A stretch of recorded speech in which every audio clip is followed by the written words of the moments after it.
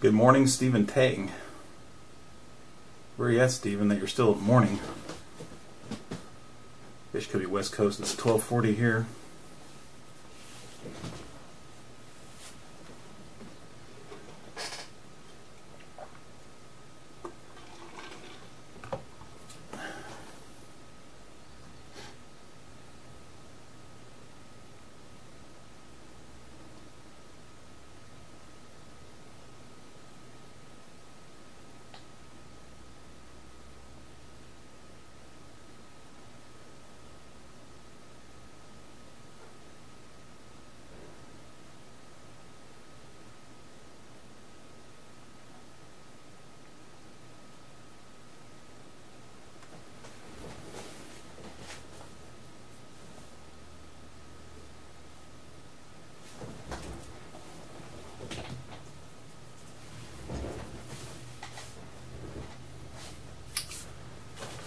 Yes, I will be working on a Lynx. I've actually already done one and sold it.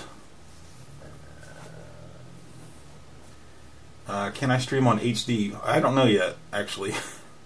Still kind of new to the streaming, but I think it has more to do with OBS is running on one computer with multiple sources, the webcam and the top-down camera. The top-down camera is running on a Elgato HD60. I think they're both 1080p capable, but it might have more to do with OBS than anything. I've looked at it a couple times and I don't really see anything that I can just change to make it HD. If I have at least 6 megabit upload speed, I can. Well, let's see. Let's do a speed test. I guess I shouldn't do it here since I'm already streaming. Bouncing around 26.7 down.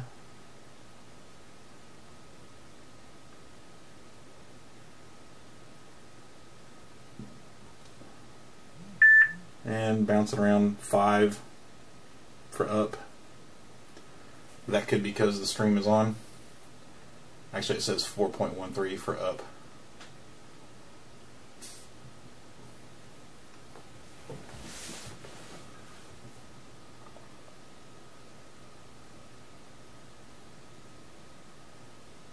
Jay Braun says, you have a Lynx? Holy shit. I've got a few of them, actually. I'm actually working on a Model 1 board. This one's sitting here for testing some other stuff. But I've got another Model 1 for Corey of My Life in Gaming that I want to do. Eventually, I got to do a Game Gear for him first.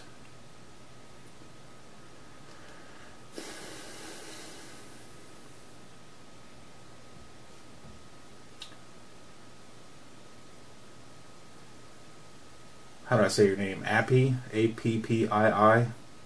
He says it's good enough to stream at 1080 at 60 frames. Probably the bandwidth is there, but that's what I'm saying. I think the computer is the bottleneck. I think. Actually, I could say what the performance of the computer is. Bouncing around 40% CPU usage, and looks like 4 gig of what looks like 6 gig RAM on this laptop, and I think it's an i7 something or other.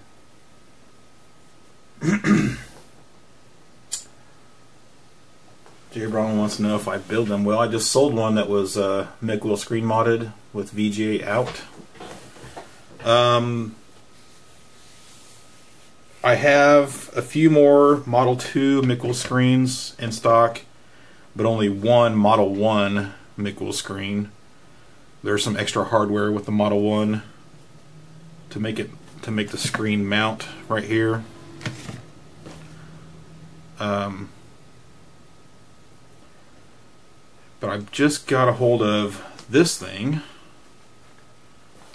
It's a mini DIN 8 to VGA and stereo adapter that I'm really excited to use, because I mounted the VGA connector like right here, and I tried to move it to where it was all flat on both sides. I've seen a lot of people mount them where the standoff screw is right here on this sloped part, and I didn't like that.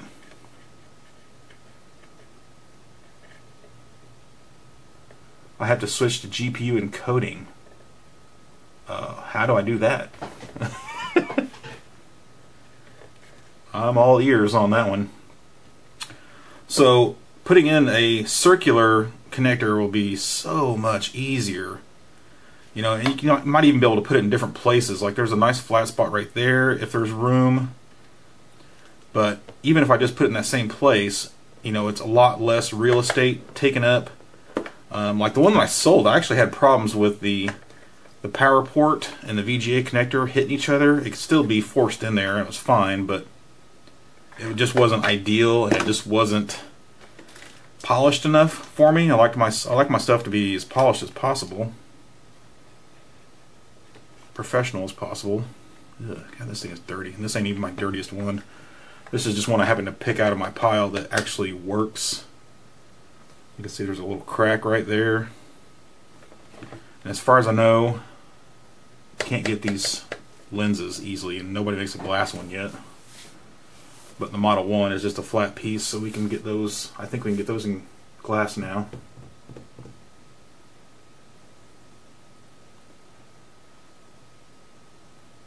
Bob Marley, can you mushroom stamp the console for us? What are you talking about?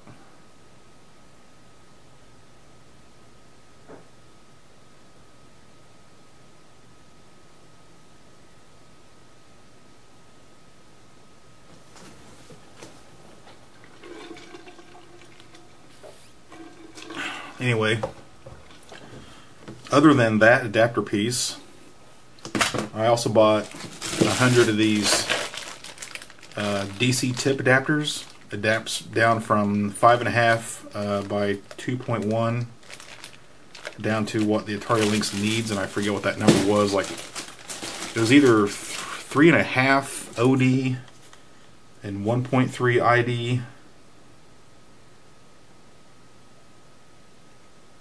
Maybe it was just 3. No, it's like 3.5. I have a feeling this is going to be a lot easier. It's just a lot easier to get a hold of a tip adapter than it is to get a hold of a power adapter that has that right tip on it already.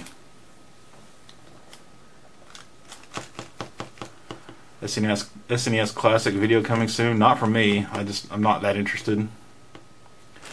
OBS setting output encoder hardware. I'm assuming that won't work until next time.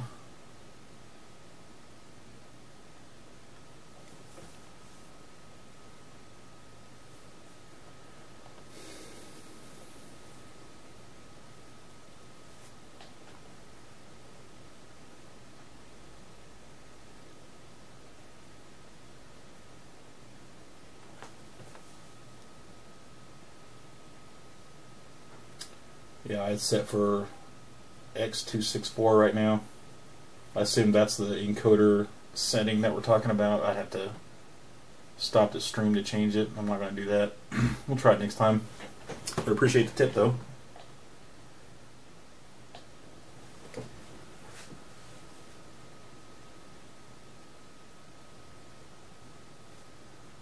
No, the TG16 region mod board only works for the TG16. In fact, it doesn't even work for the PAL TG16. You have to buy the Duo version. It's the same thing, it's just you got to cut HuCard pins on all the other consoles to make the mod work. I do sell them for self-install, yes. They're on my site. It's like 20 bucks plus shipping.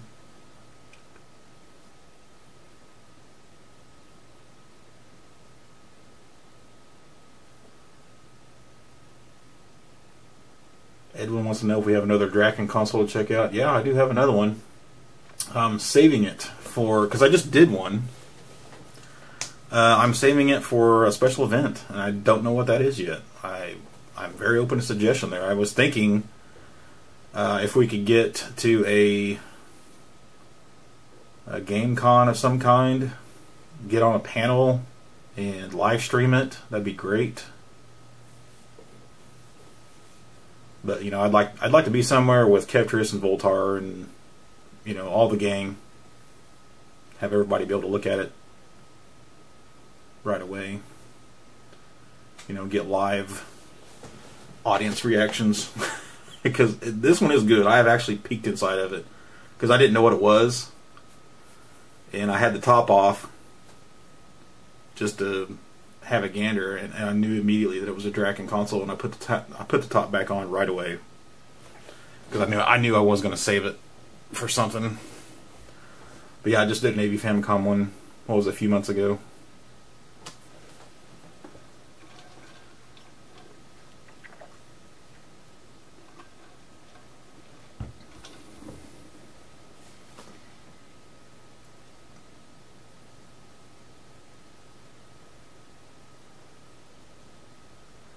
No, that's the one that I have in reserve. Is the only one that I have right now. I keep asking in every video if somebody's got one and wants to loan it to me, sell it to me, whatever. I'm be happy to put more of them up on video.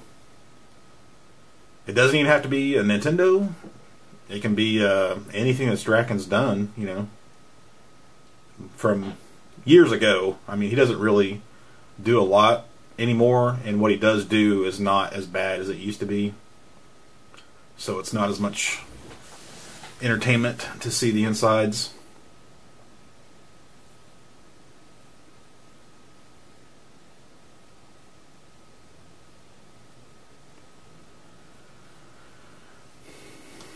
I have a suggestion for mods that are good for beginners. Was considering the AV Famicom mod. Which mod are you considering for the AV Famicom? There's a lot of different ones. NES RGB, High Def NES, Zapper Restore mod. It's already got composite. But yeah, composite mods are a great beginner mod on, you know, on any old console that doesn't have composite, and you can buy a kit for, like the Nintendo top loader. Real easy.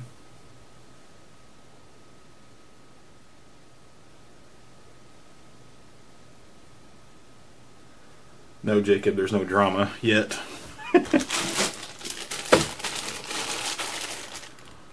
But yeah, I'm just using a regular. It's a 9-volt 2-amp, positive tip polarity, cheap Chinese AC adapter. I've already put Nishikon caps in it, just so I know that's not a problem. And I just wanted to do a quick test to make sure that these tip adapters actually work.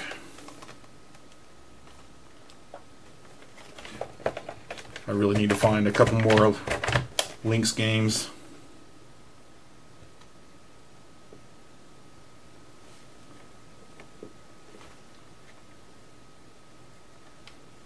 It is working.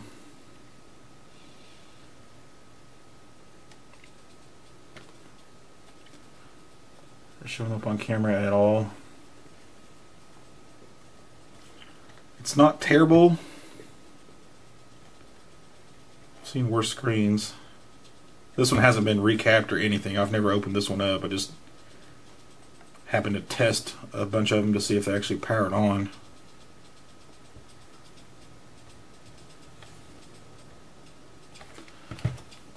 Fox McCloud wants to know if High Def NES will fit some way in the OG Famicom. Yeah, it will. I know of at least 3 or 4 people that have done it.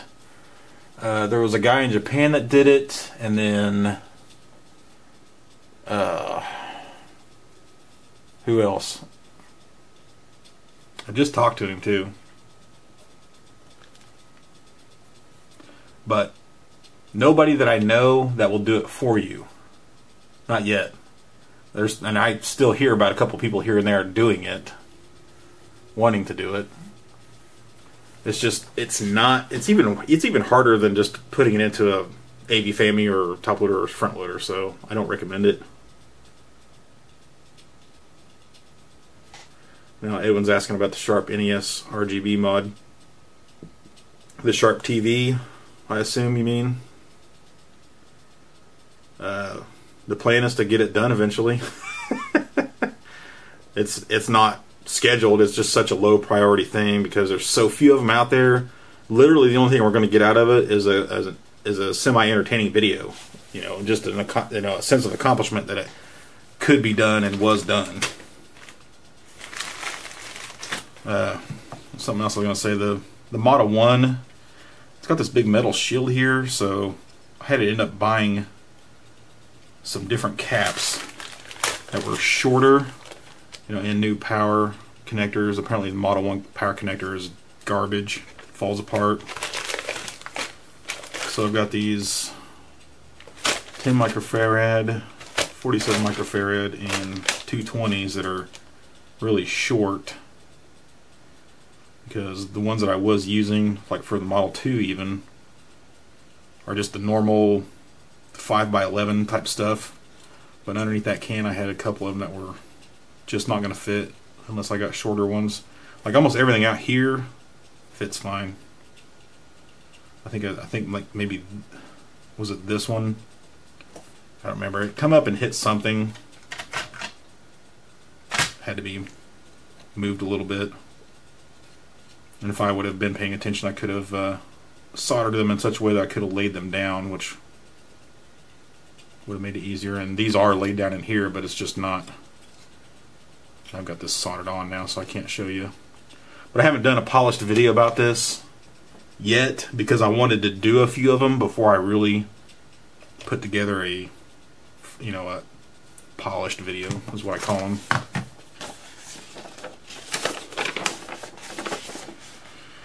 So this is the McWill installation instructions, and right here is VGA connector instructions. It's awesome that RGB and vertical and horizontal sync pads are right there. Ground is right there.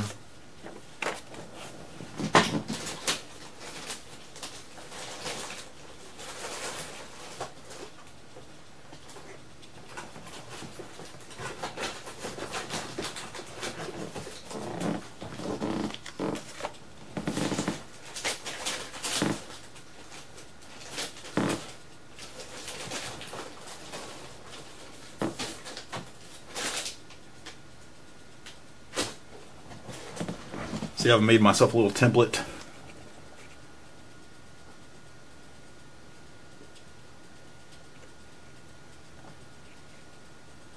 Jacob Chrisman wants to know about doing an RGB on a CRT that has the OSD. Sure, I've thought about it,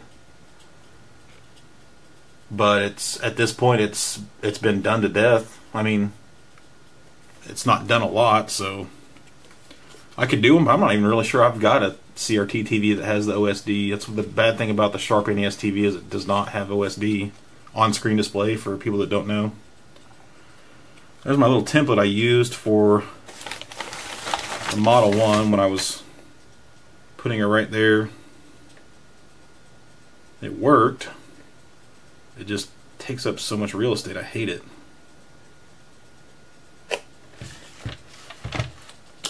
So that was kind of the point of getting that thing, take up less real estate.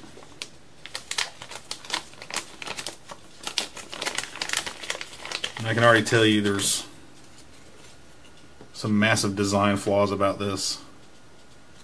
Okay, see all these pads here? Why are these pads on this side of the PCB?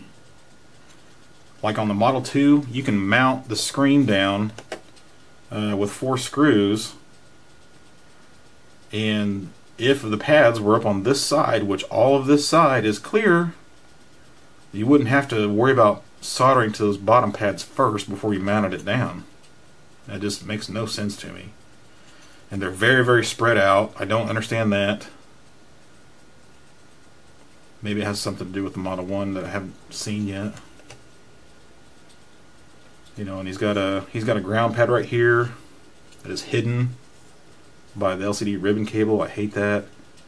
You know, your 5-volt pad is way up in here. It'd be nice if ground and VCC were somewhere out in here where it's open and right next to each other. So it just, you know, little things that I hate.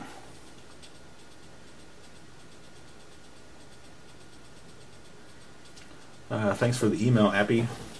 I haven't got it yet.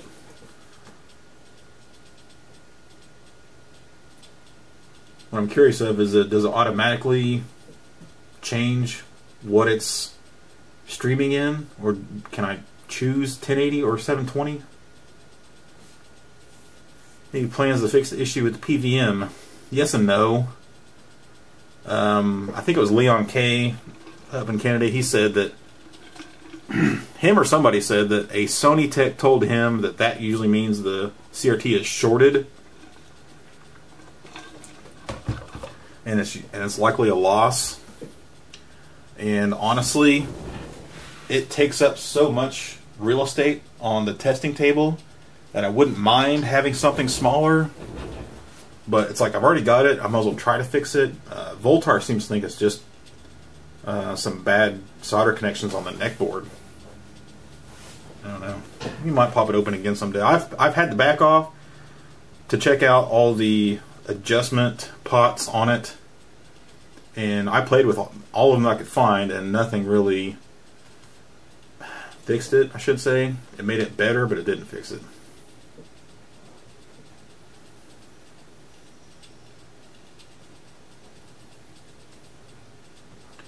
And on the same lines, Bob wants to send me a broken 8-inch PVM. I think it's an 8045 QD, which would be fine because that one is known to do PAL and CCAM, as well as composite S video, component, and RGB, all that kind of stuff. Maybe not component. Yeah, I think it does component. But it's only 8-inch. So my concern is when I'm shooting from this camera over here towards the test area, is everybody even going to be able to see the 8-inch? You know, the 20-inch is nice for that reason, but I don't ever use it. I don't ever do RGB mods. Or I haven't been doing a lot. Maybe I'll get back into it, I don't know. Because doing the RX and the R recently, maybe it'll boost some interest in the website if I post some of those for sale. I still don't plan on doing customer commission mod work. Wow, that's full volume.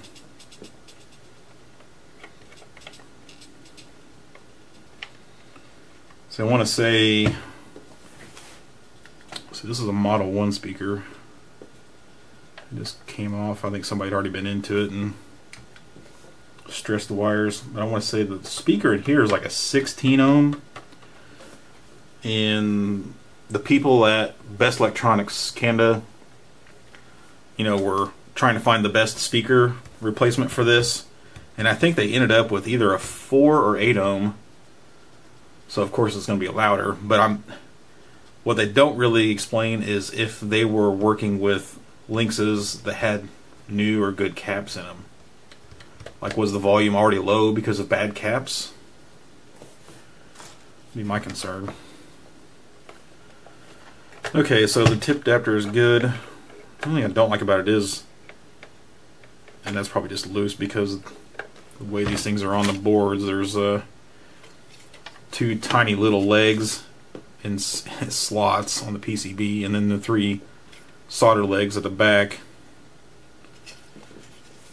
Kind of dumb. Well, there's nothing holding it down. And the plastic of the case is supposed to smash it, and it doesn't really. That's a little bit bigger around right there. But if I'm using an 8-pin mini DIN, that real estate won't matter as much. But the other mod that I want to eventually nail down is an external controller port. And the one that I seen, somebody took an NES Square controller and added a button and a new cable to it, and I think it was a D15 connector, and he put a new cover over it, which was really cool, had the Lynx logo and all that. But you want, of course, direction AB, and then you want option 1 and option 2. So right there's 4, and I want to say the 5th was, yeah, the pause button right here. So right there's your 5 buttons. We left the backlight button alone because if you're switching modes, you don't really need to do that with the controller. You're going to do that once and then play it however you got it set up, I'm guessing. So that makes sourcing the power adapter a lot easier. I've already got a bunch of those still. Just throw in the tip when I sell one of these with the power adapter, I'm good to go. Let me find a better bag.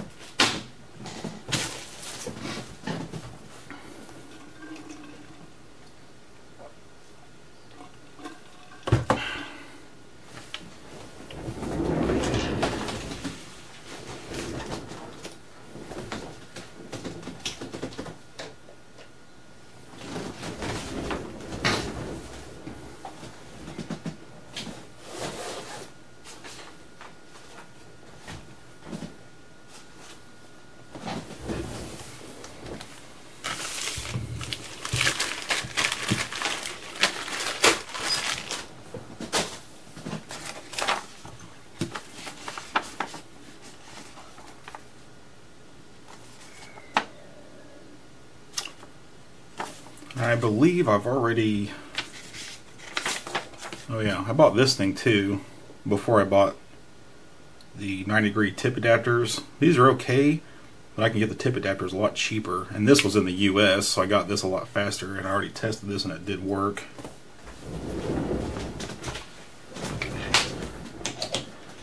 But I've already put caps and the 2 power IC and diode, ZD1 and Q11 on the Model 1.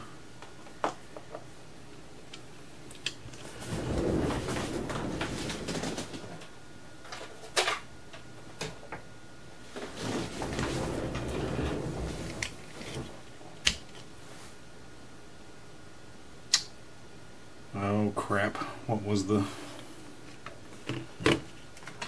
power button? That one.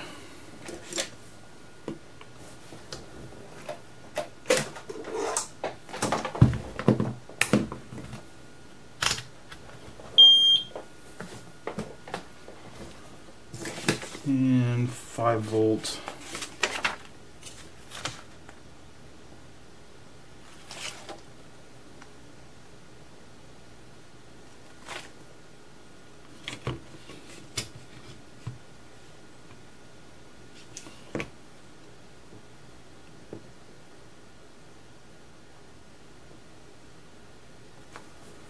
Two is ground. 1 is 5 volts.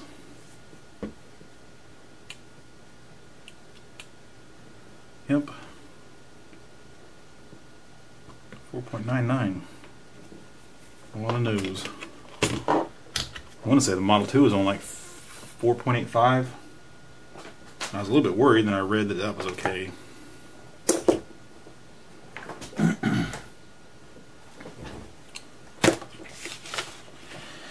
Okay.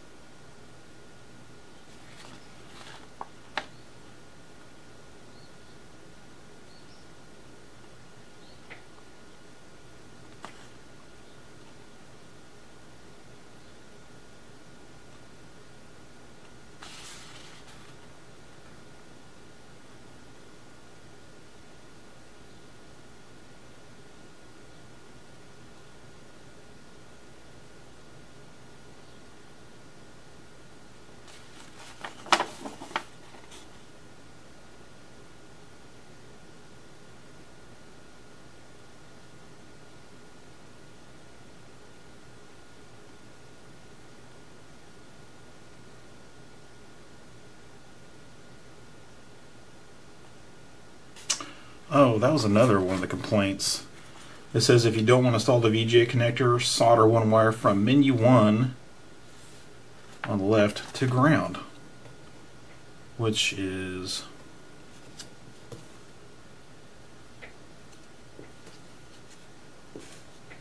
that pad right there. That's fine, but why not add a ground pad right there next to it? Make it simple for people. It could almost be a jumper pad, almost. You know, I mean, you can just, it could almost be like a surface mount capacitor set of pads. They don't have to be right next to each other. You don't want to cause an accidental bridge when you are trying to wire it to the backlight, I guess.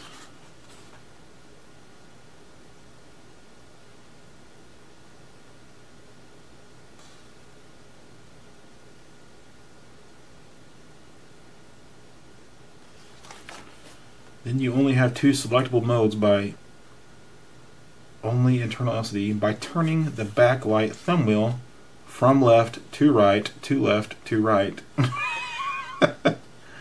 I didn't know that yet. That's pretty interesting. Otherwise, you'd have 4 modes: internal LCD, internal LCD retro style, VGA, and VGA with scan lines, which is what I'll eventually be doing.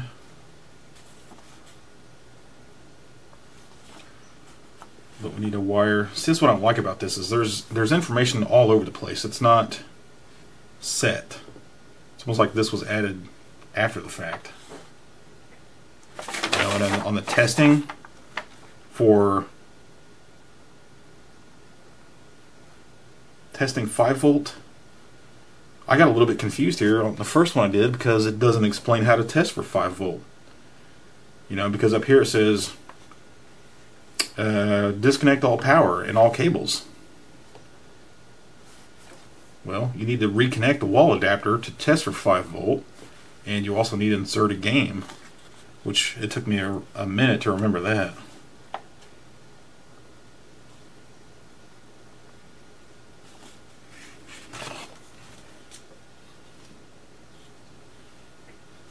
Okay, I think I did R34. Yeah. It's just a jumper underneath that thumb wheel.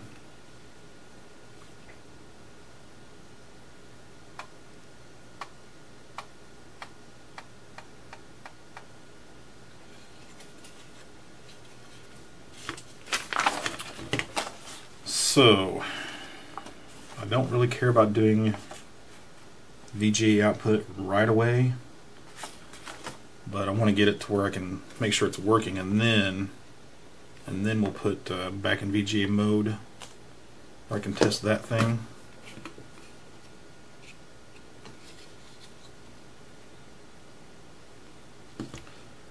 So apparently I need 5 volts to TP12.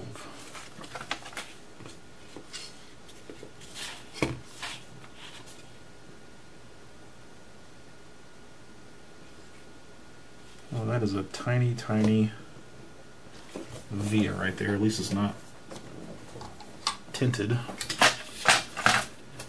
Tinted means there's solder mask over the top of it.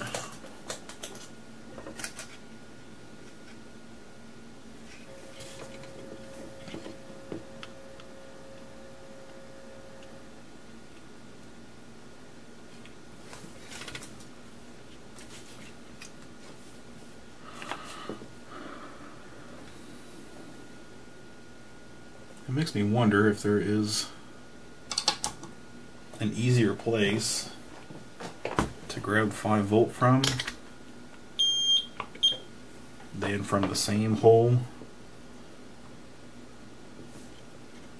See if this is 5 volts according to the instructions, and all of this ground plane is also 5 volts. Those two vias, including that via right there. So why would we bother running a wire from there all the way down here when we can just run it right there?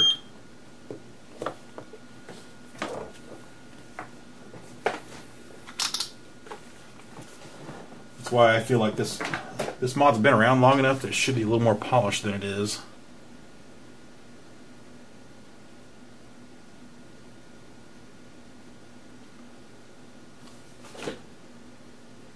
Dillbob9000 wants to know about Lynxes. Yeah, there's a few on eBay. I think there's like 3 people selling broken ones for pretty cheap. That's where I got mine, and I haven't dug into them far enough to know. I've heard, yes, the caps go bad in all of them, just like Game Gear or whatever. But also, there's a possibility that if the power IC or diode fail, that you can get full 9 volts or whatever from your batteries or your wall adapter going to the main ICs, and it can blow those out. So I'm fully counting on some of mine being completely dead, even with new caps and power IC and diode.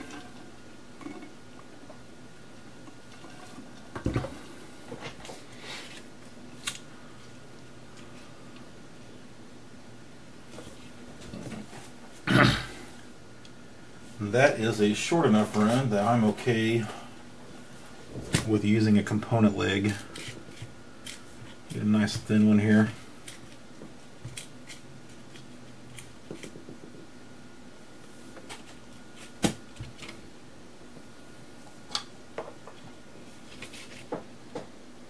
Could almost go straight across. Put a little bit of a bend in it.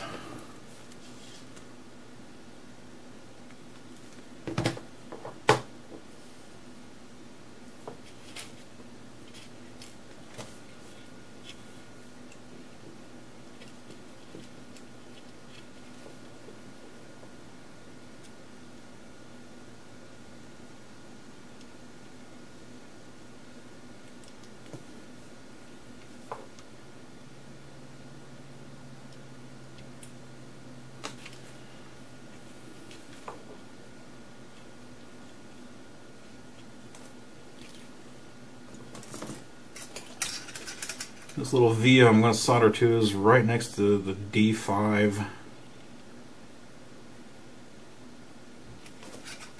silk screen.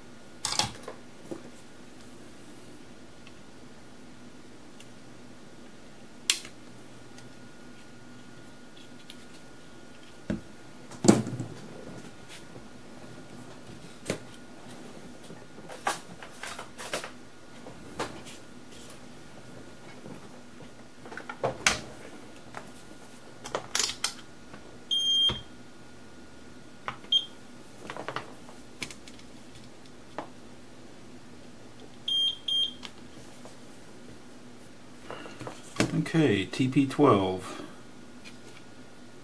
now has 5 volts.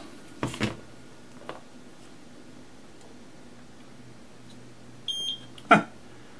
Well, that's fucked up. Okay, on the back side, TP12 is surrounded by 5 volt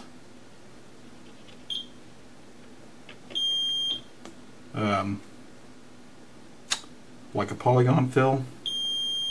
So technically we could just scratch off some solder mask and just bridge it to that, or there's a open or not open, there's a circle of unmasked 5 volt playing right there. Ugh.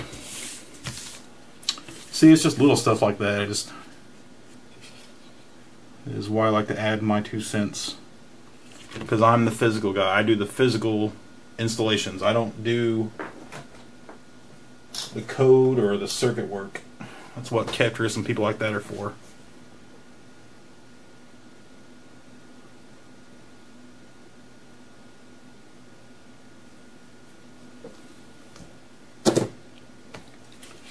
So leave it like that. Matter of fact, even on this side, could have done the same thing, just scraped off some solder mask, because that 5-volt run does run right there. In fact, it looks like it runs to the far side of D4.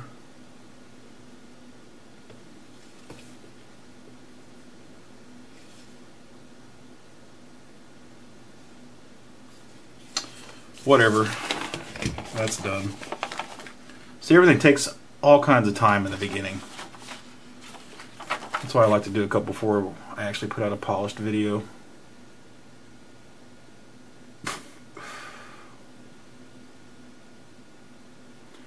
Make sure that there is nothing there that uses the end of the bus plane, as there could be a fair amount of things using the 5-volt rail. You'd have to explain that further, like why would that matter?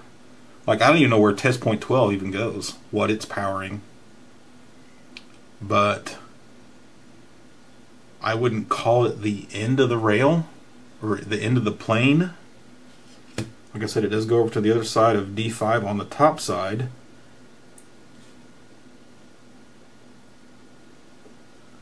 Nothing else in that little polygon on the top side, but the bottom side, it goes on everywhere. I mean, just, it's all over the place around TP12.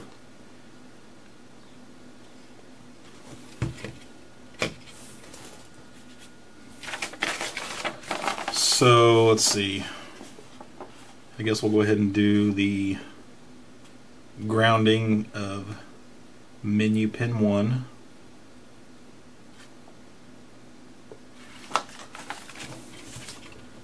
This is another thing I don't like. Okay, why aren't these numbered a little better? It's like step 3 is power and backlight button. Why isn't step 3 just power? But also, why are we worrying about soldering wires to power and ground before some of this other stuff is done, especially TP12 5-volt? The way I'm doing it, I would definitely do this little TP12 5-volt mod before I worried about soldering wires, because you don't know how long they would need to be or anything. That's something that's not explained on here, is how long to make the wires. That'd be something easy he could figure out. I'm sure he's done a bunch of them. I believe it's Marco something. His name isn't McWill. I don't think. Marco Williams or Marco, something like that.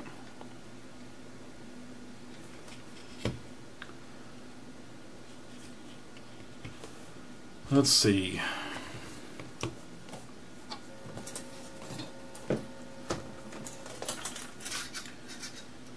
Menu 1. And that's going to be the backlight pin.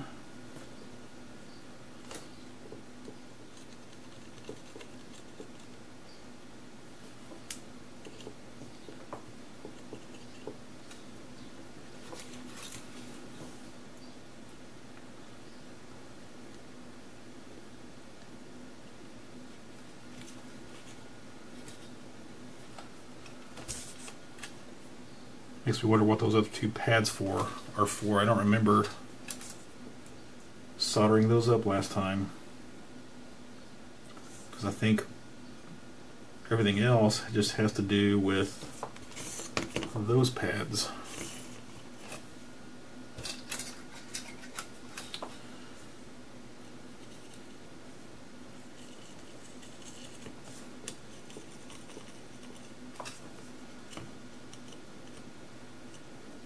Fun to make a mess sometimes.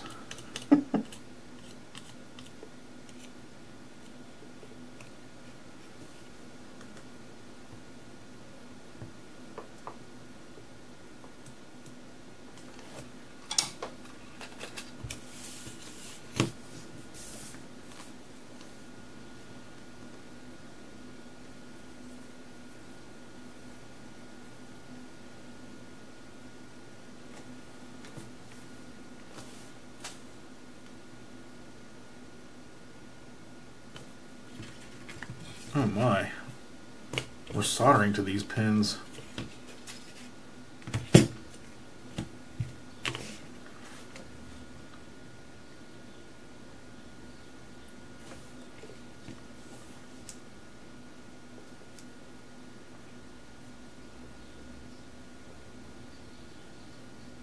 Use the white plastic of the old LCD to make 8 ring washers.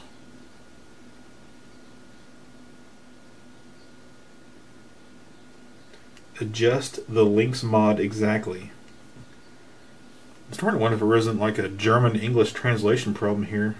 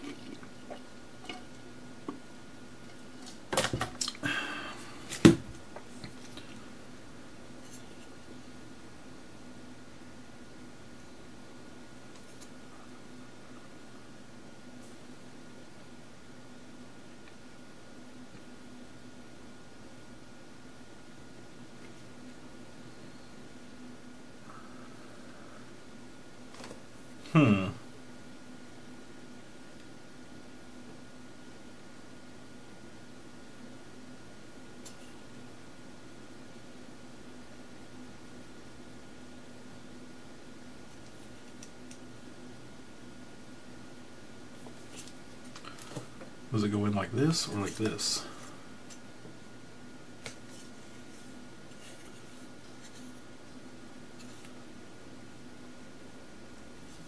I'm going to say like that. If that's the case, then the solder points being on this side of it is starting to make more sense. Especially if they line up. It looks like they do. Okay. But on the Model 2, it makes no sense. And it really doesn't make sense because there's V is right there for however many points that is. 9, 10 points. He could also put them on this side and I wouldn't have to worry about soldering these wires on first before I mounted the screen on the Model 2. But now that I see this, it makes a little more sense.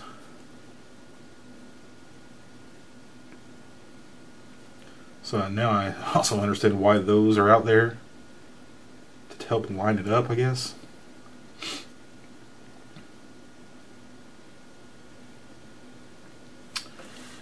But making ring washers out of the white LCD plastic seems like something that should just be included with the kit. I need to find the hardware.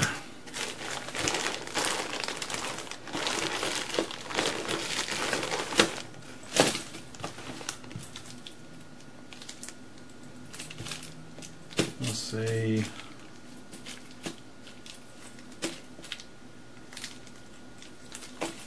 I thought it was in with those, maybe not.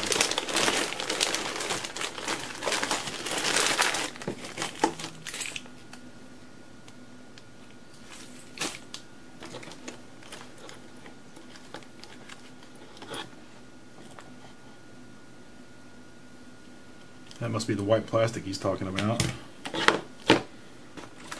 I've been saving the old screens and I'm not real sure why.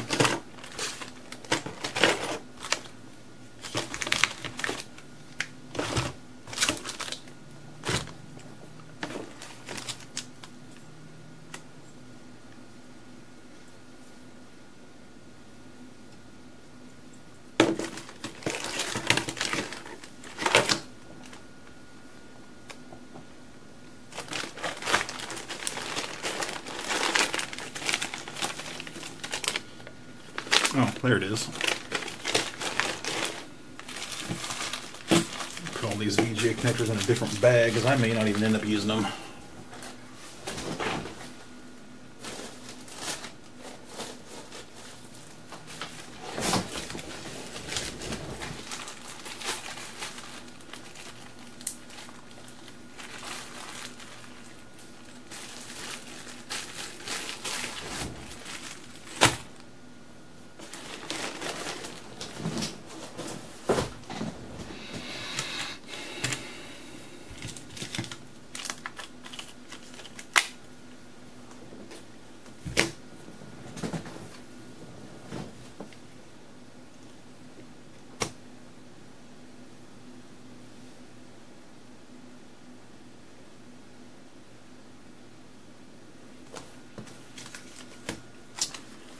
It's just irritating that there's not washers included.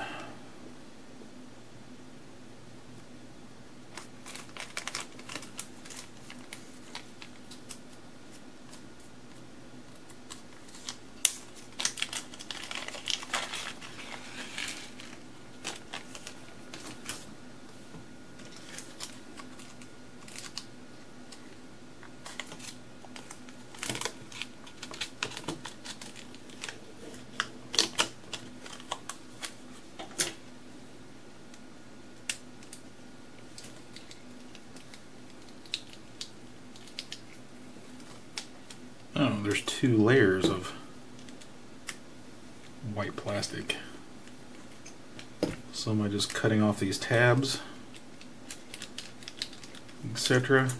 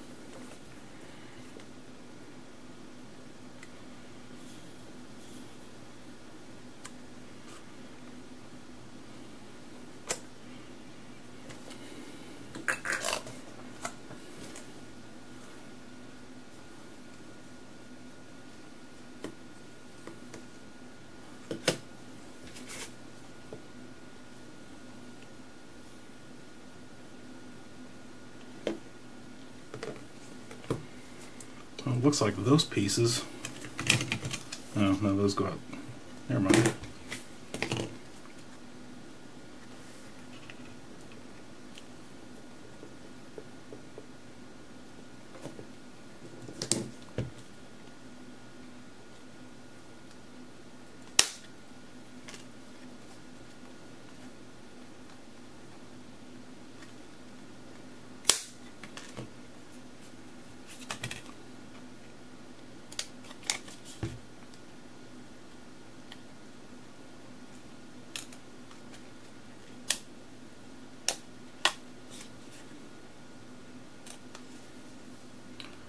Hope I'm doing this right.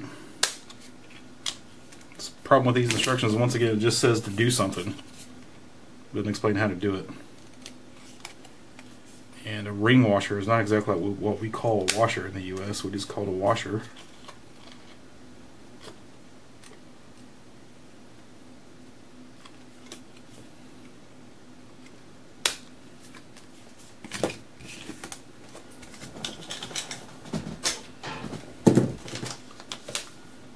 Seem like I'm heading in the right direction here?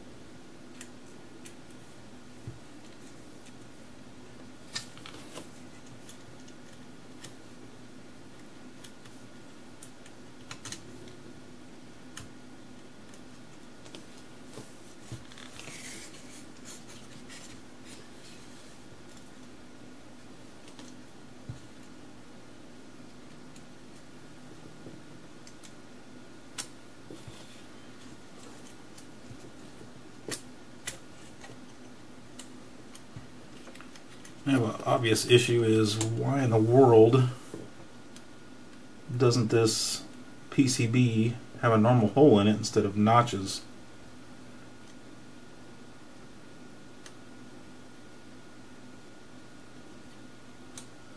I said the same thing when I did the Model 2.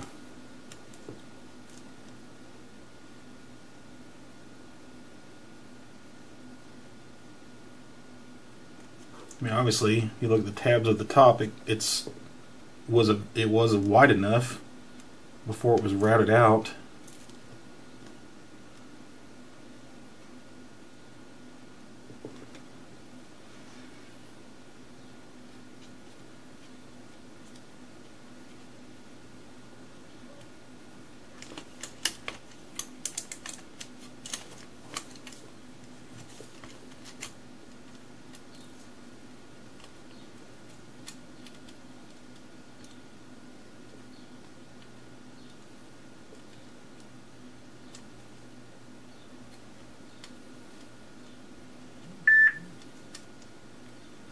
The real funny thing is the instructions don't even show the nut on there.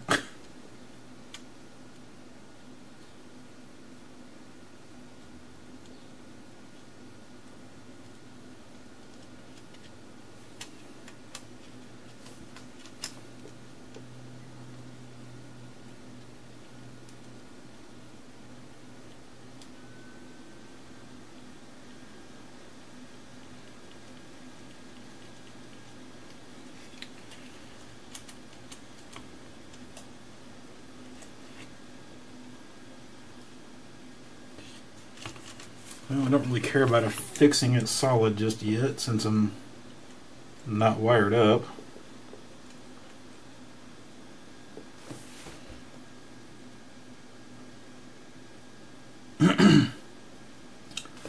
Almost makes me think once again we could just do component legs. Just mark off which ones get soldered to.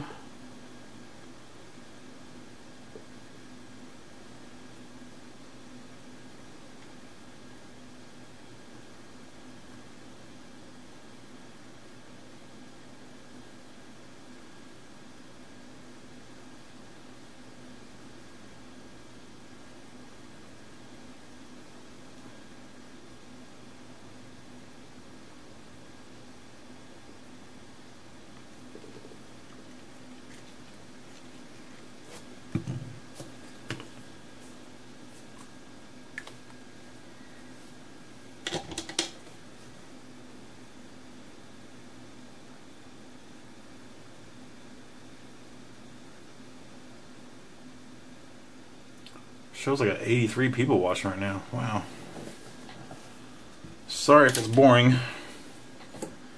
Kind of making my way through this for the first time as well.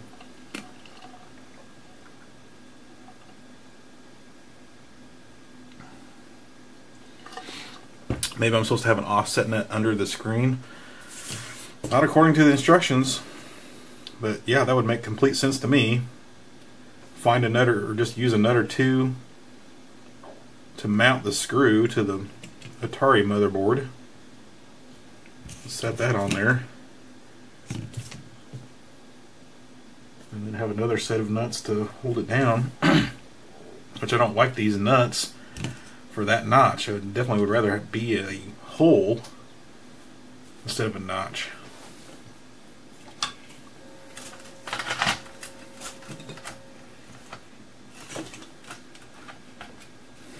Yeah, you're bored. Do something entertaining for us.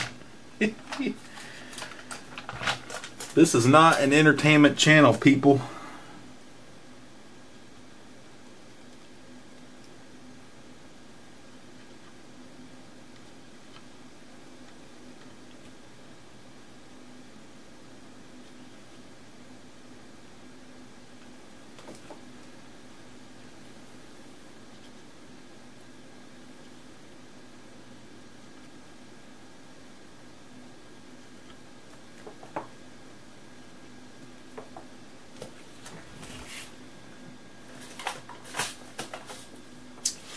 One good thing about this idea is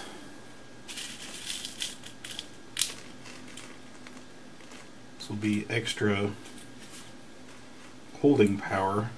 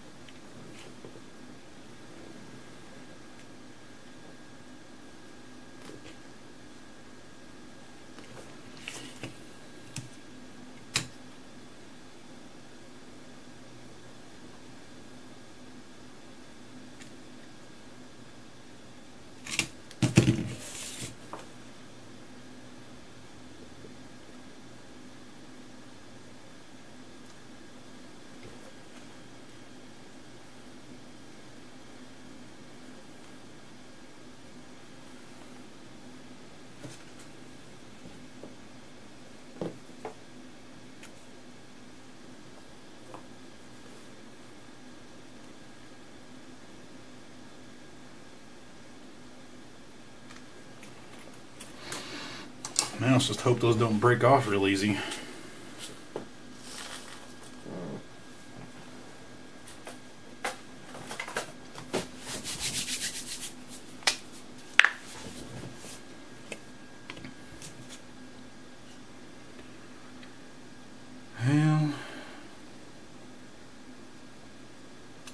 might be the time to get those wires soldered on, because it's going to be kind of hard to get to through there.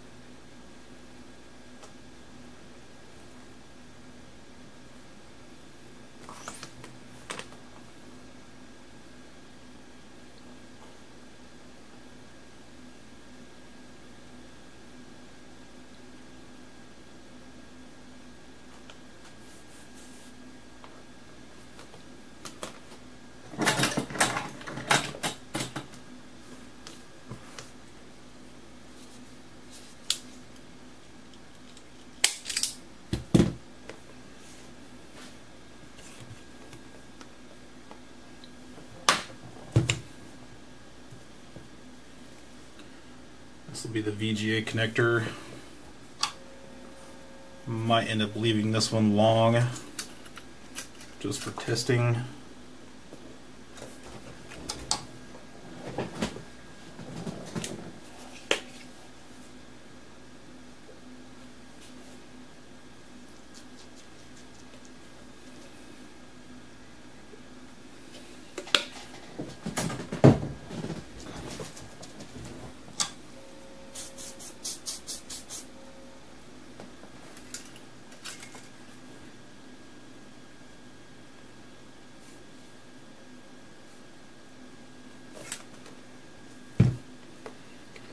So my red one will be ground, and then RGB vertical, then horizontal sync.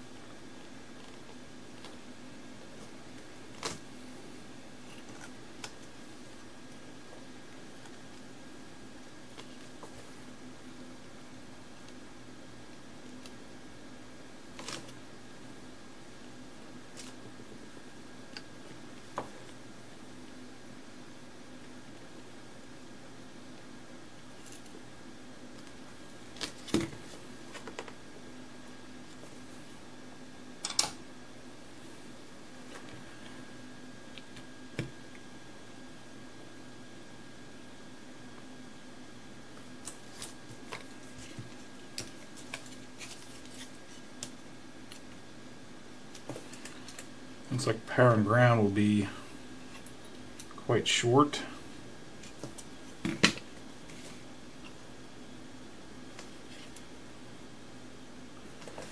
Don't even need to go to 2 once again for ground.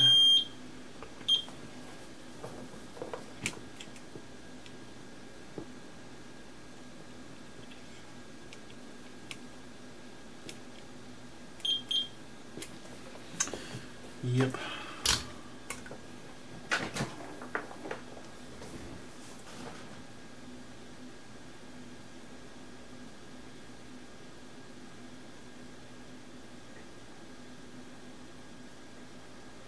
Makes more sense to use the ground plates to offset height, assuming the metal plate goes first and the plastic goes second. Have to draw me a picture, bro. But don't follow.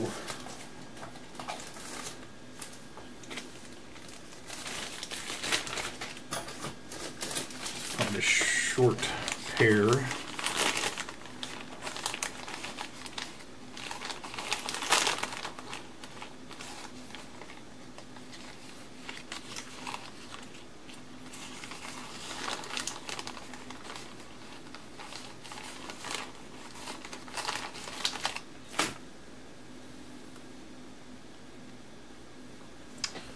You'll see this one's already got some marker on it. And I need more markers.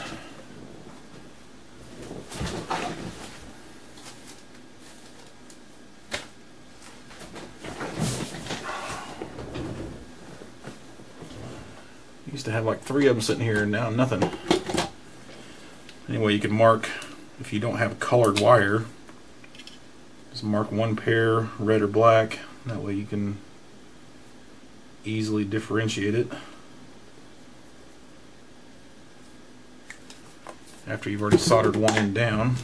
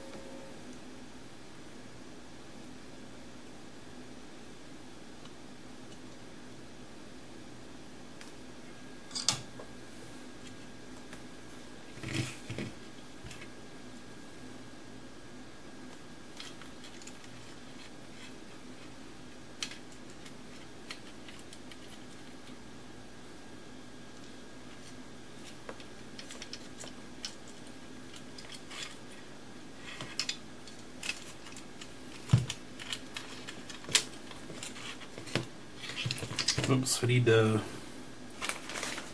another wire for backlight. Unknown length. Let's see.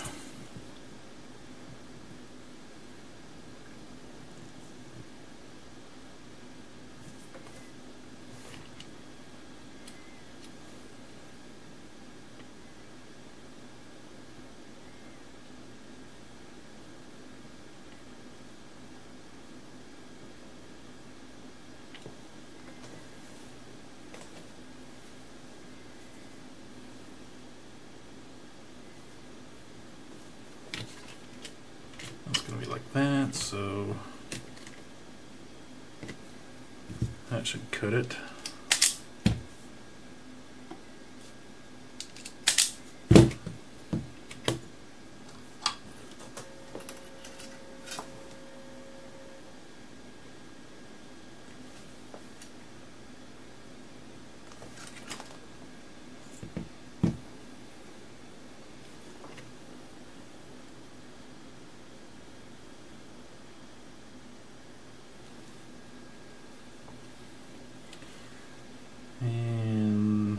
No, that was menu, that wasn't backlight.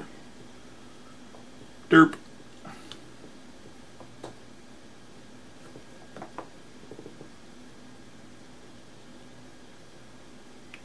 That was backlight.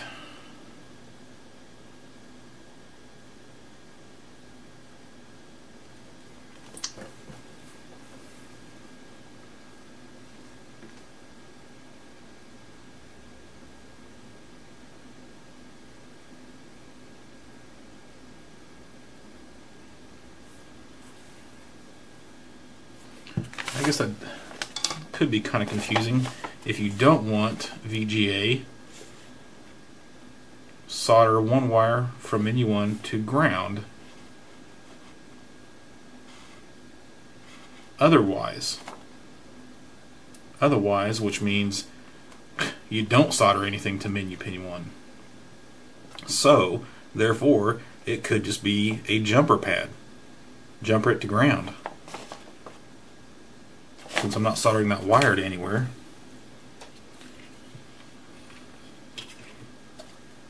And this one's going to stick out this way.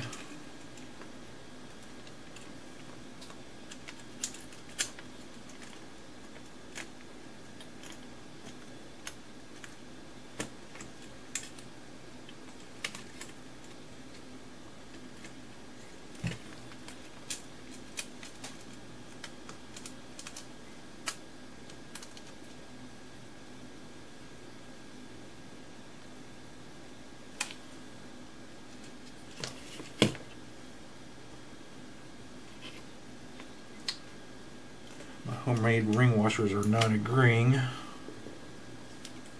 with the orientation of my VGA wiring.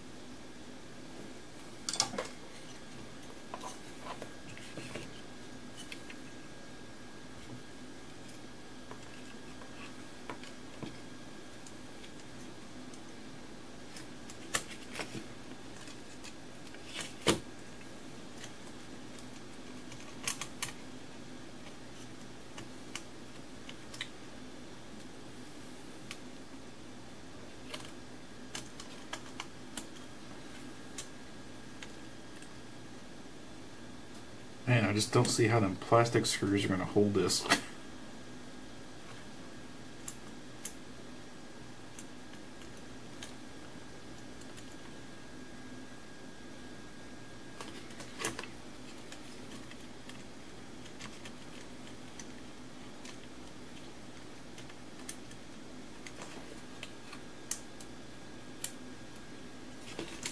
Now my ring washer right here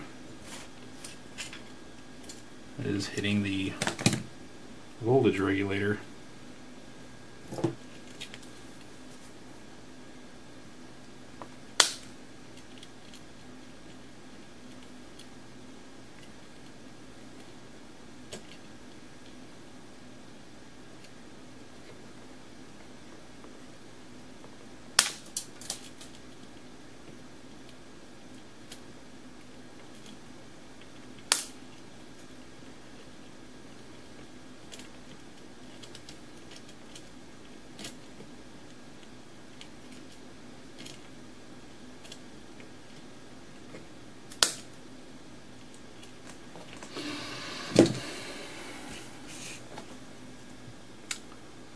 Where does the metal plate sit?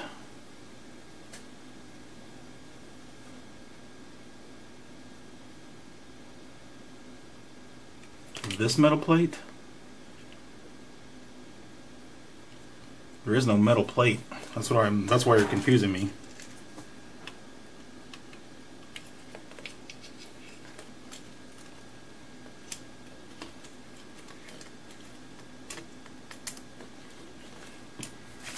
See, it's just Lynx motherboard, the ring washers, and the LCD screen PCB.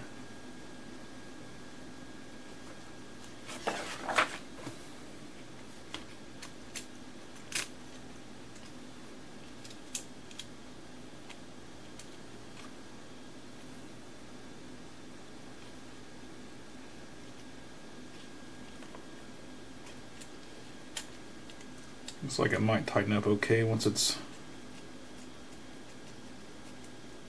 all together.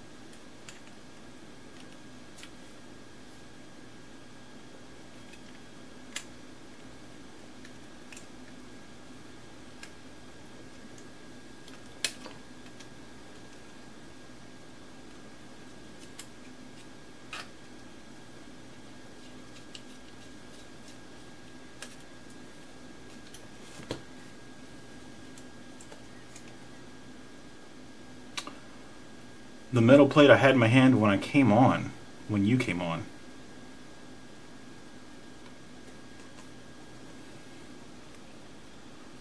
Not sure, Mr. Howe.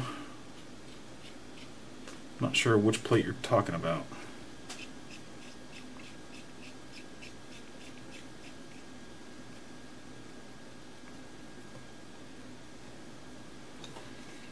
Man, that is just completely unsatisfactory to my mind.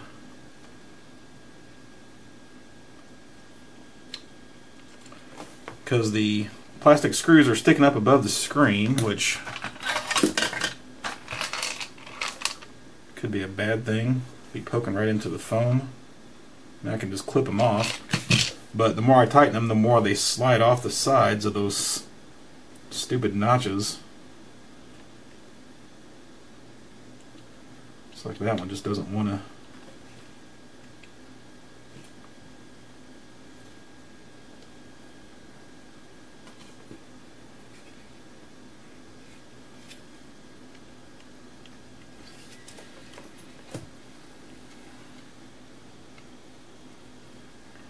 And what I don't really understand is why they can't be metal.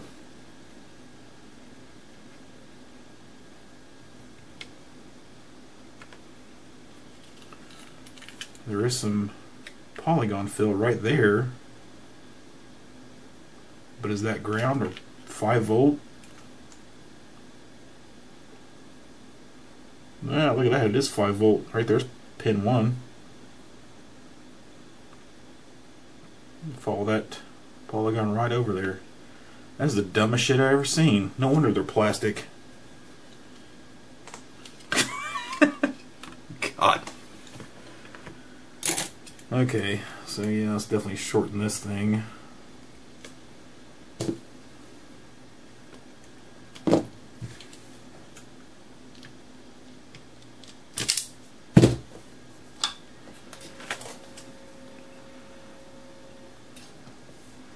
Xmods Gaming loves my videos. Are you loving this? Live stream is pretty boring. Crap. Do I need to route that under because these pads are going to come down? Or is that freaking plastic going to come back and bite me again? God, plastic washers exist, Marco.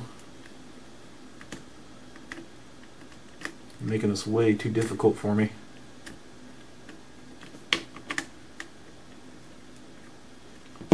I'm all about the easy mod work.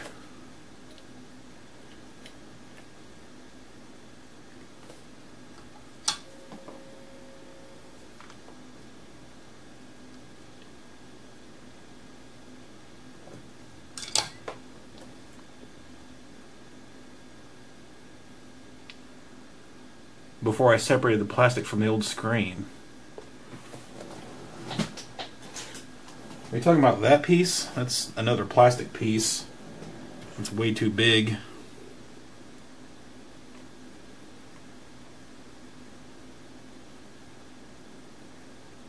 And it's way too thick to be used as a washer. That does not, so that doesn't work.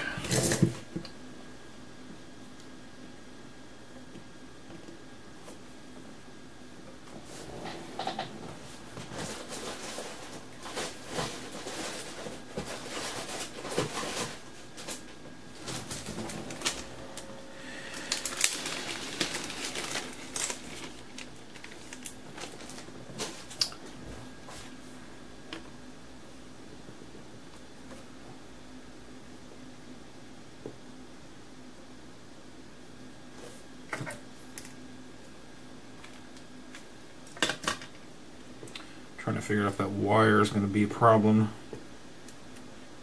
Sitting over that hole. I think maybe, let's see, what those 4 holes even do.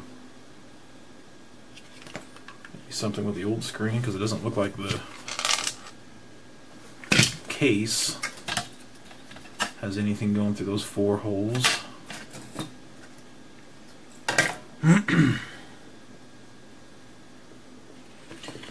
Okay, now the big question. Can I run these up and over without pulling pads? Just generally fucking shit up.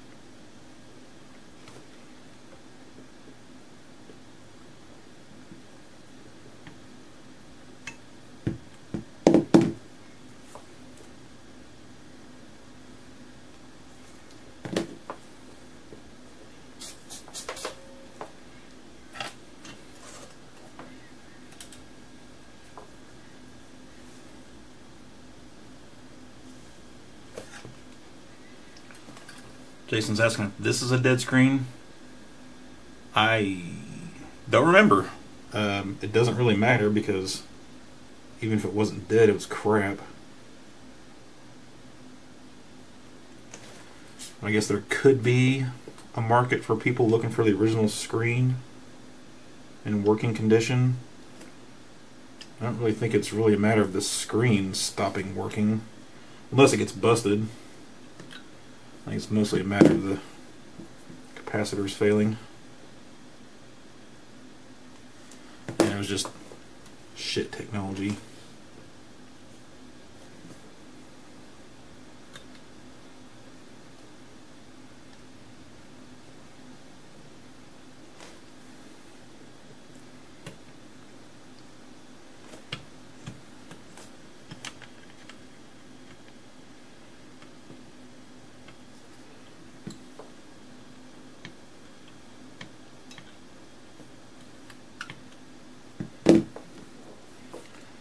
Well, you won't get any argument from me that this is ugly. But I've seen some where the wires are just strung out all over hell.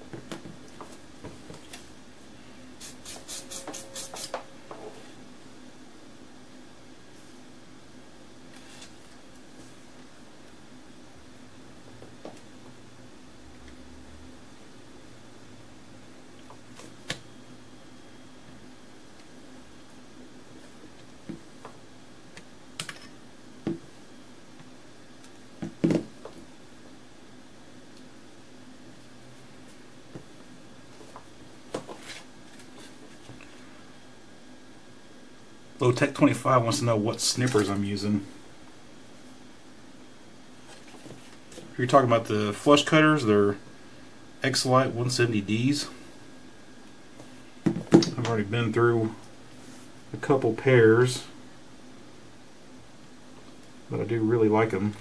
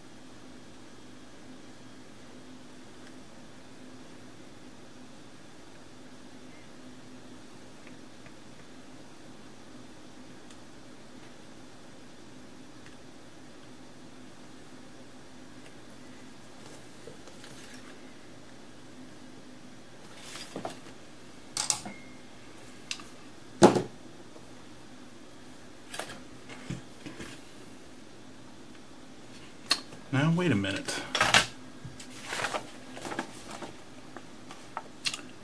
What about TPR? I'm not supposed to do that one. God damn it.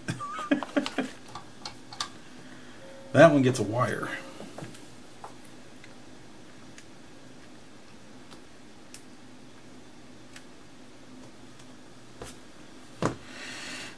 Over to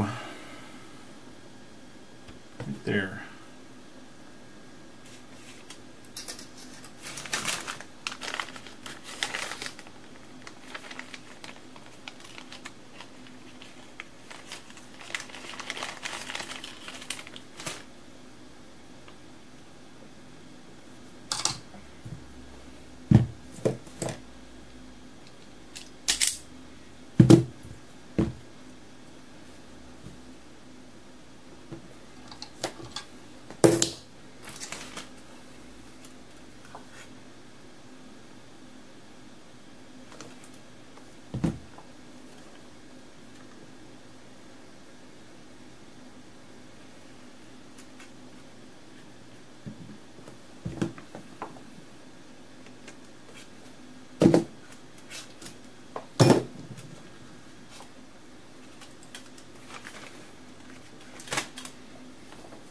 Someone wants to know how much the kit was.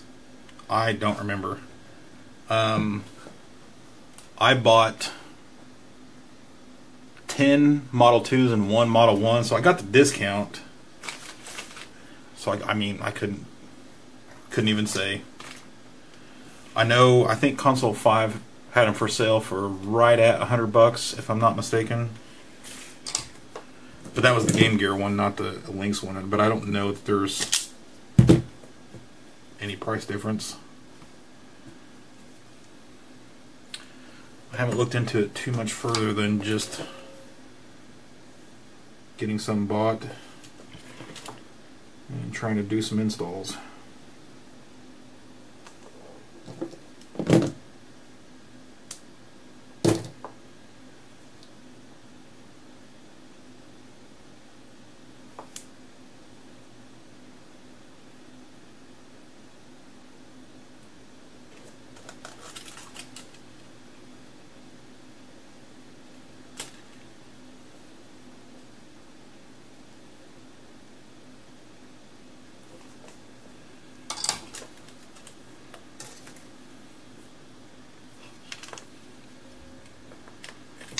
So the VGA I don't need to hook up right now, but I do need power.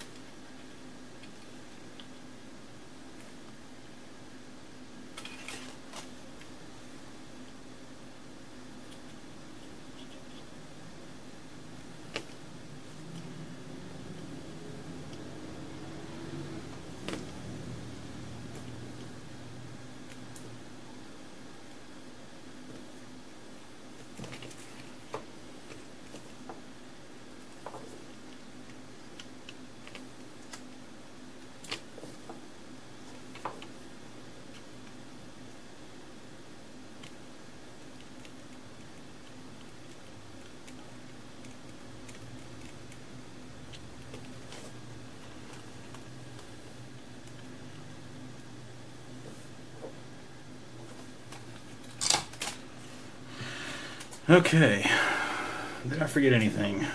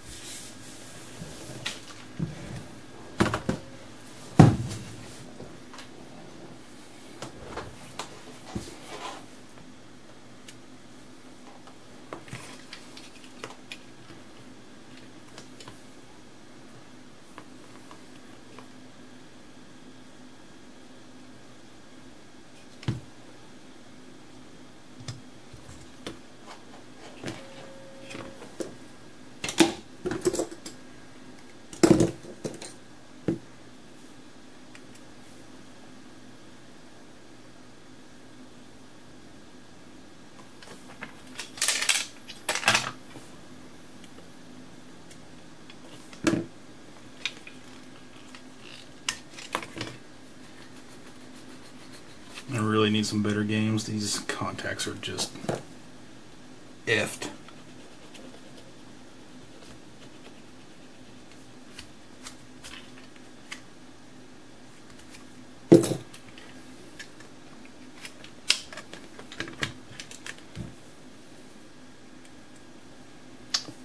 Might have something wrong.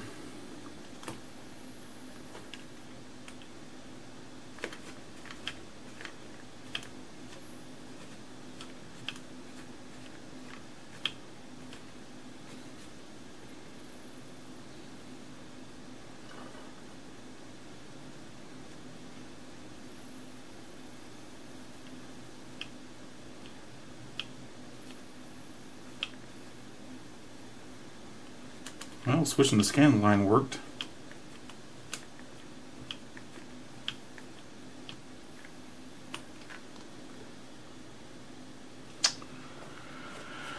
Ugh.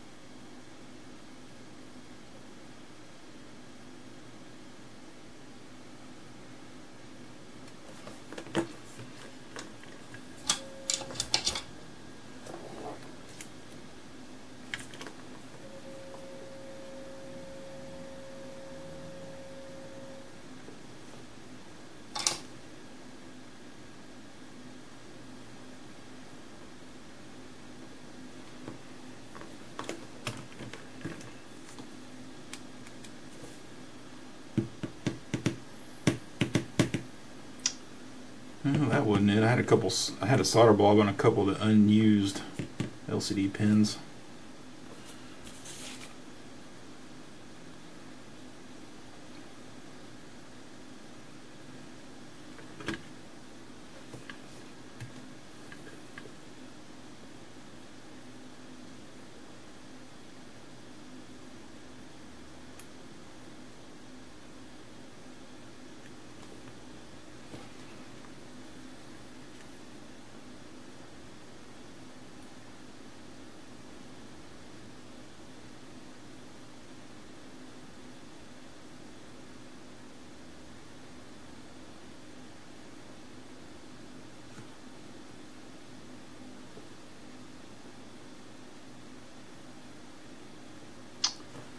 Well, they're on the correct pads, at least. This is why you want to do a cap job and then retest it with the old screen. Whew. It is massively hot.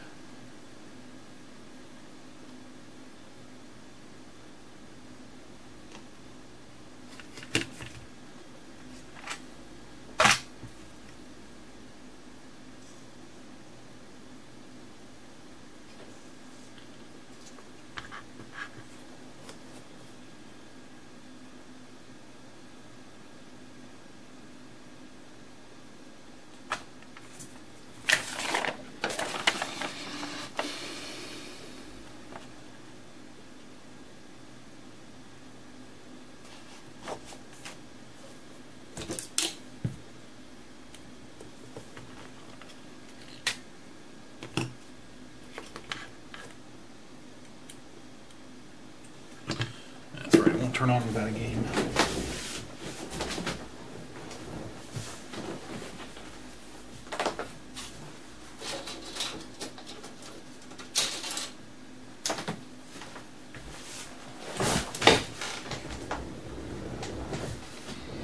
Problem is, all my games are all really bad contacts.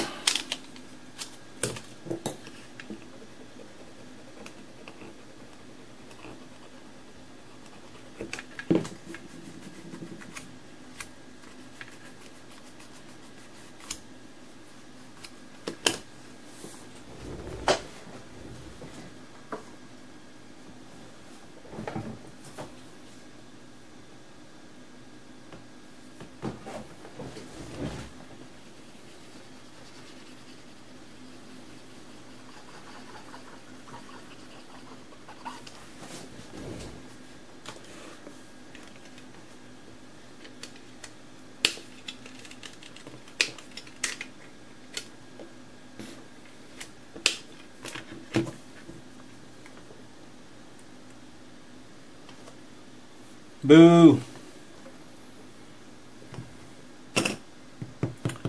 This is pretty normal for me. First few times doing a mod, it just doesn't work right.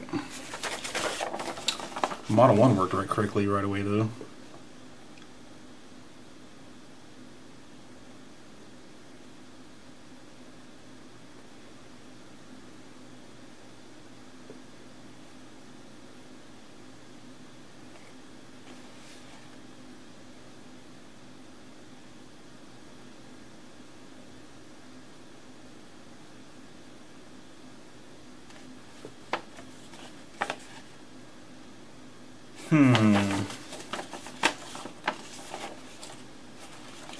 Worst part about doing this way is it's hard to change it. Put a different screen on, or put the whole thing on a different board.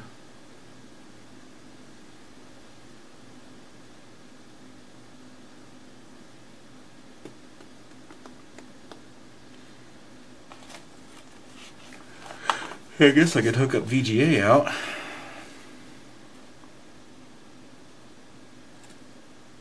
Might tell me something. Maybe this LCD screen module is bad.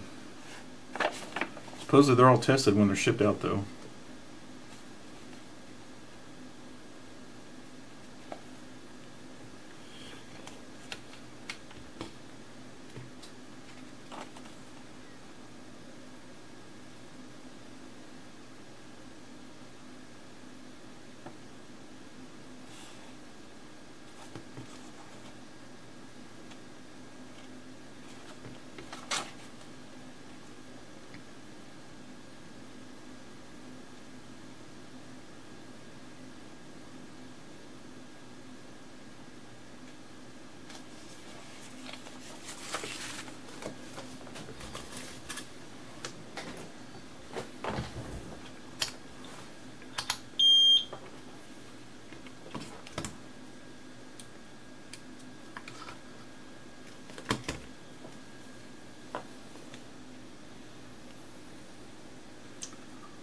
.95.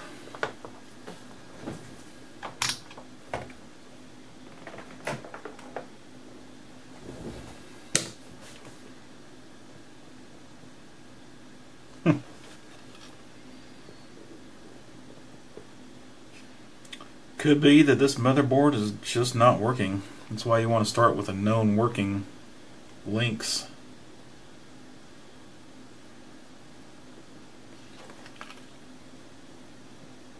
And it's been just long enough now that I don't even remember testing this before or after the cap job.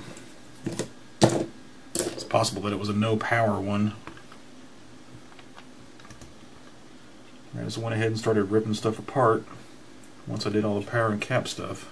Bad idea. I really couldn't tell you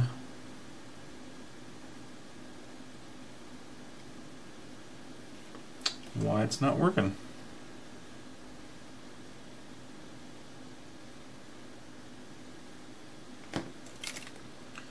Seems like maybe I've seen mention of scrambled screen though.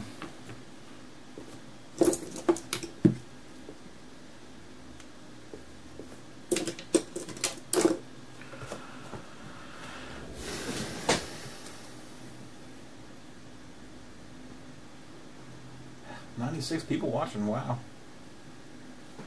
That's a lot for Tuesday, 2:30.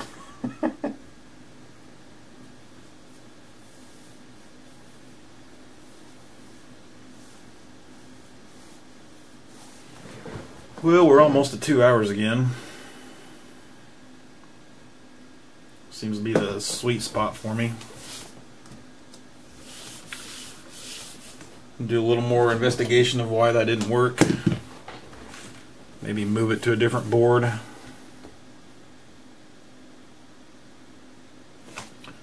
Got a lot of chat going on about Sega stuff, huh?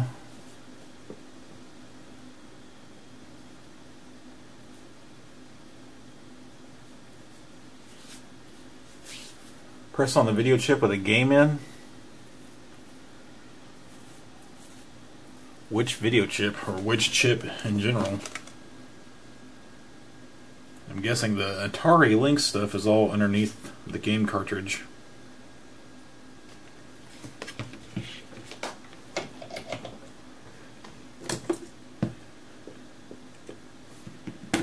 And all of the McWill stuff.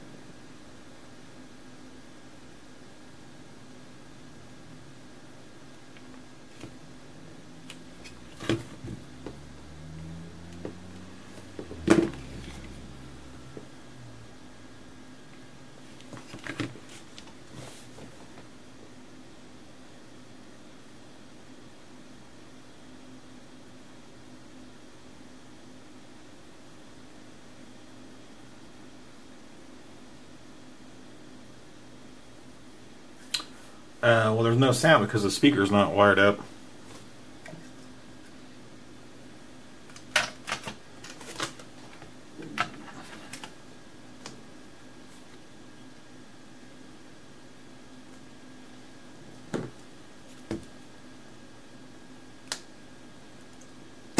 If there would be any to hear, and I kind of doubt it.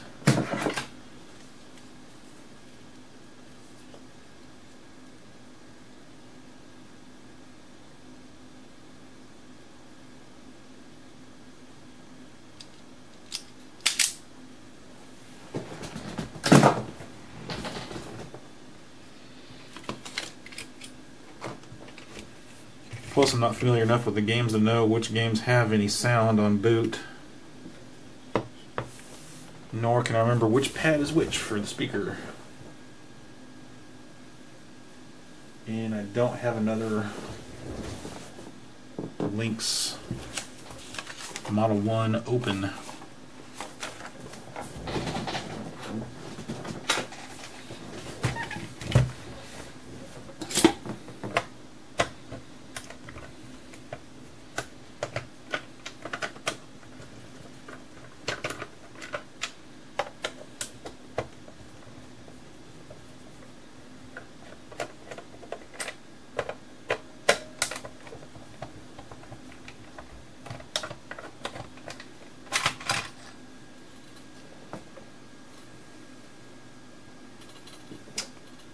Red on the inside, white on the outside.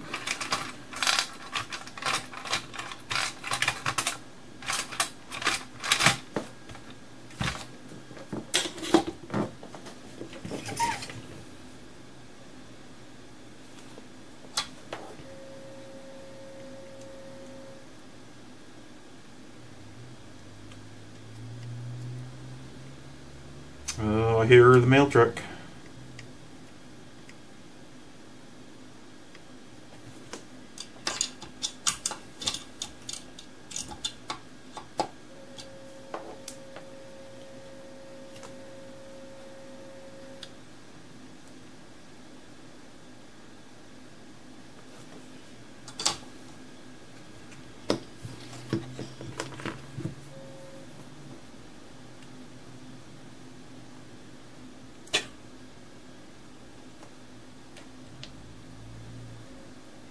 Speaker popped.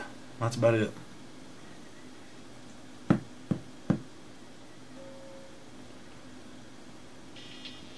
Well, we got sound.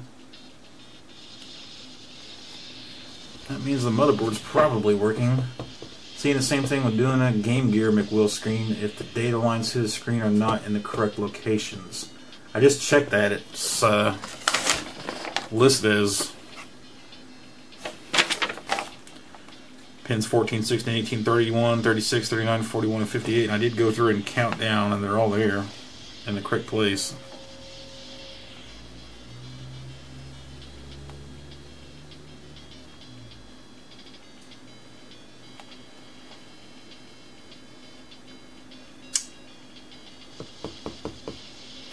Wasn't there something about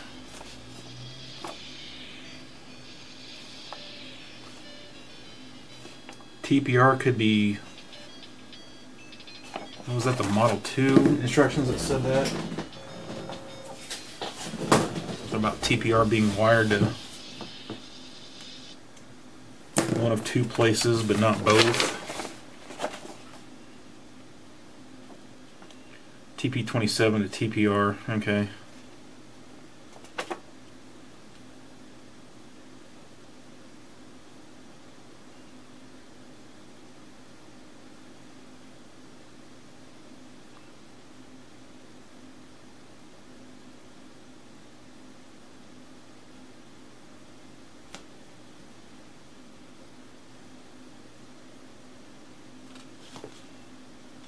TPR or res. RES.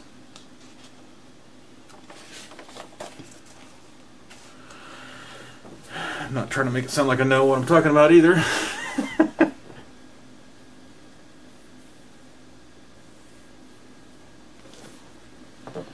mean, there's a slim chance that the screen itself is messed up.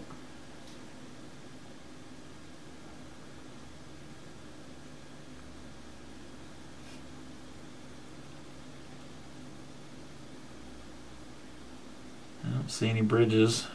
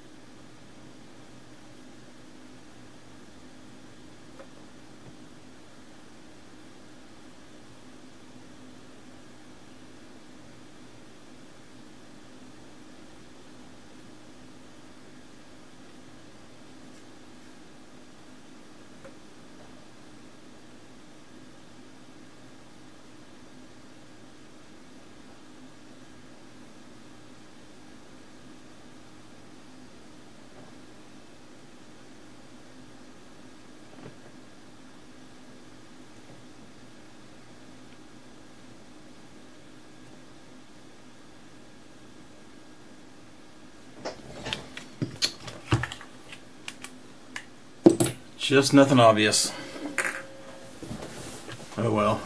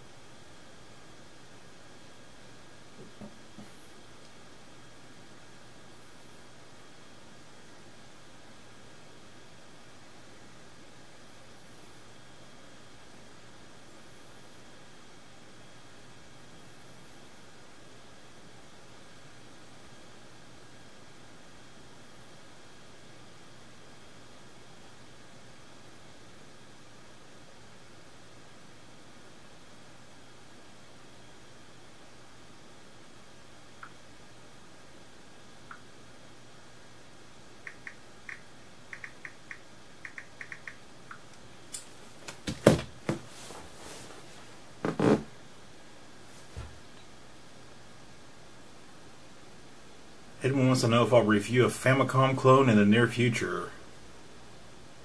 No, probably not.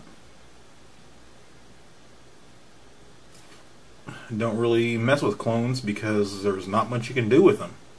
As far as even repair work is limited. But definitely no modding, especially not system on a chip stuff.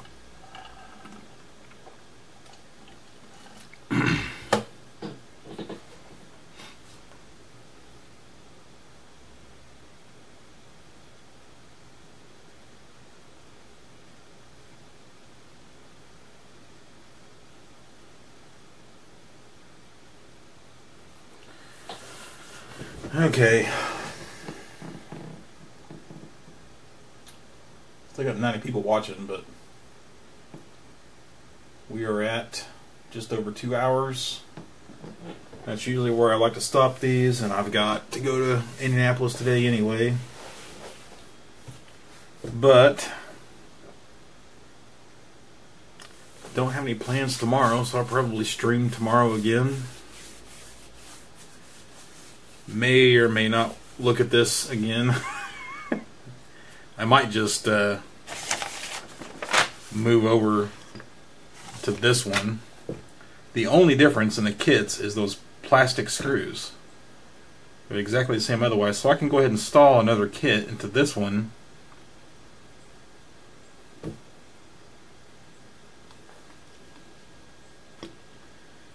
Come up with a